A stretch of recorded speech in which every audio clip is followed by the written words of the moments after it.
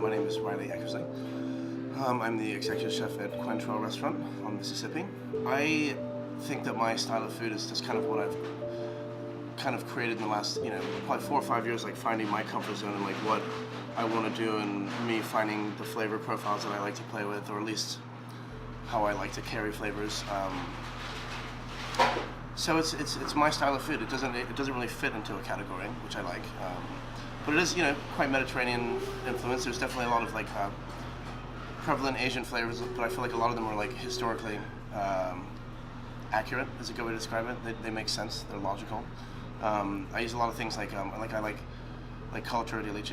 It's the barrel-aged Italian fish sauce that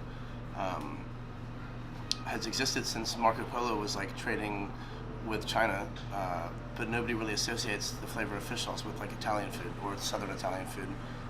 So when you introduce people to these flavors, or like and it nuances a dish in a way that they're kind of they're used to, like in some sort of way, but with an ingredient that's from a place that they're very fundamentally comfortable with, like Italy or something, then it's it's fun. It's intellectually fun. You learn something. It's culturally educational and all that good stuff. So, like my mom was, she had lots of money, drank a lot, and liked to go out to eat a lot. So when I was with my mom, I went out to eat pretty much every night, and so that was cool in the sense that I ate a lot of Indian food, a lot of Lebanese food, a lot of like good food. I feel like I was introduced to like fine dining at a very young age, or at least exposed to it. And then on the other side of my dad's house, he like taught me how to make bechamel and macaroni and cheese and ratatouille and like every soup imaginable. And so yeah, like cooking was big on my dad's side. On my mom's side, not so much, but and then like on my dad's side as well, like my grandma taught me how to make like lemon curd when I was really young, and like things that I still like use on our dessert menu. Was from my grandma and my dad. So, and then also like my dad bought us a small house in the south of France when I was probably like 12 or something, and that's like been a big part of why I make food, and like why I love food, why I love like food history, and like how like impactful it is and important it is in other cultures, much more so than it is here. It's a different kettle of fish. It's like you go to the market 2 days a week in Europe, and you get your food from a market. You don't go to a bloody grocery store unless you have to. But for the most part, like it's just a different kettle of fish. And I feel very lucky to have been exposed to that at such an early age, and for like long periods of time. And that's why I cooked. I was a pre-med psychology student.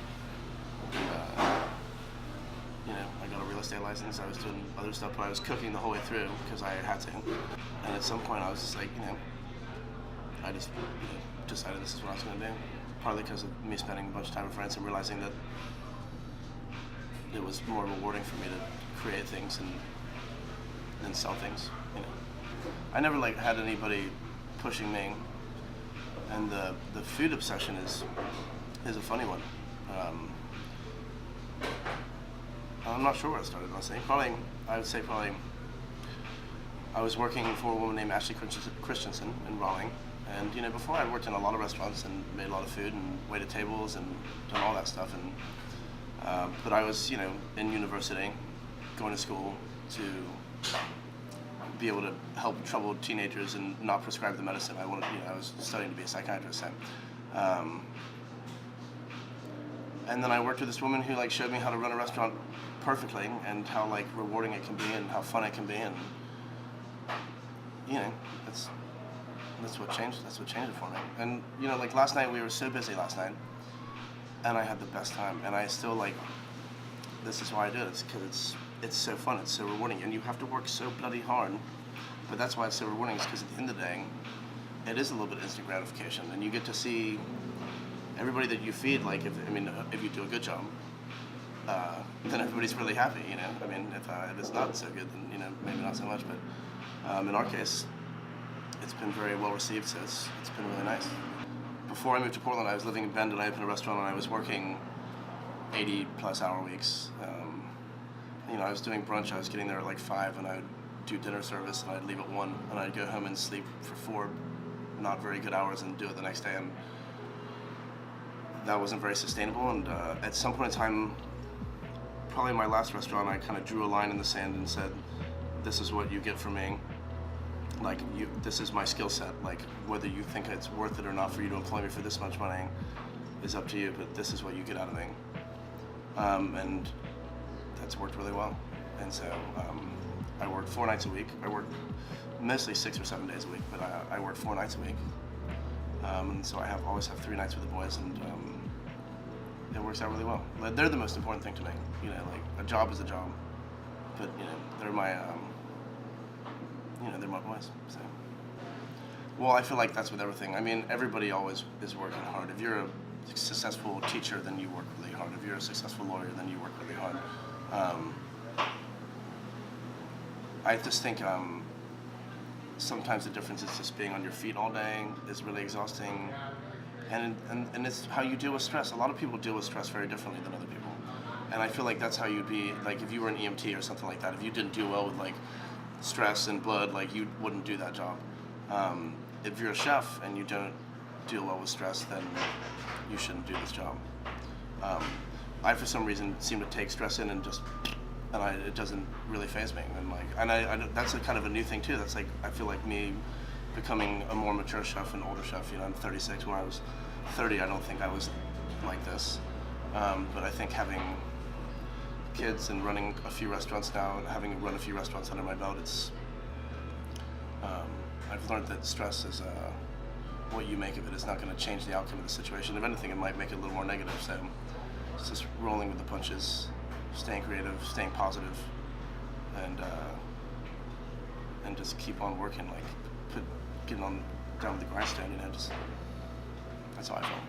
It's farms, it's fishermen, it's everything, and I feel like a lot of that is, if I was to have like an alternate life or like another life, I would have been like a marine biologist or something like that, or like, I don't think I could honestly work as hard as most of our farmers work. I mean, I think I work hard in the kitchen, but they work far harder than I work, I think. But I think it's important to nurture those relationships and to support those people, and it's maybe a little more expensive, but that's how you sustain the world, and you know, not just I'm the anti-corporate, and I am also the anti-corporate restaurant.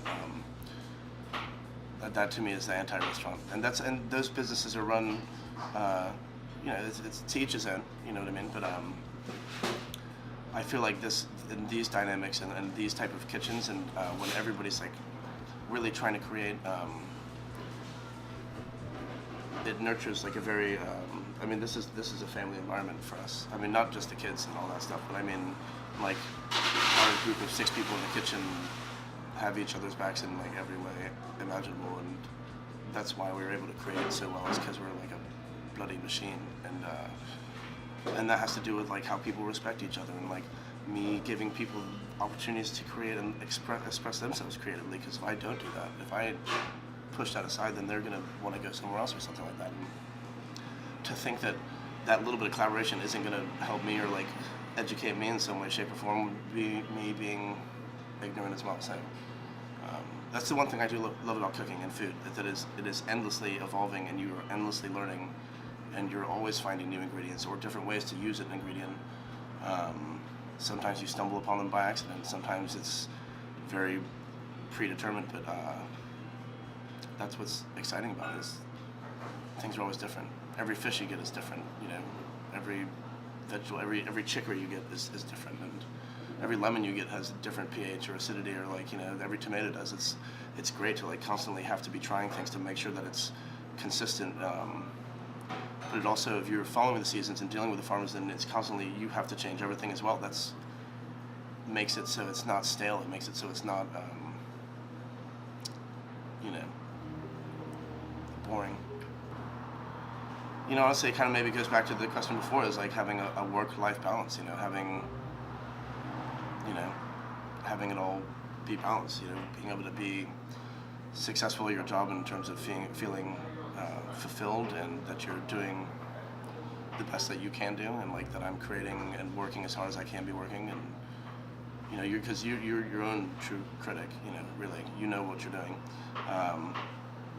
And then for me, like, is family. You know, I coach football or soccer, and that's a big thing for me. And you know, having having a life outside of the work is very important, but being very passionate about the restaurant is also very important to me as well. So,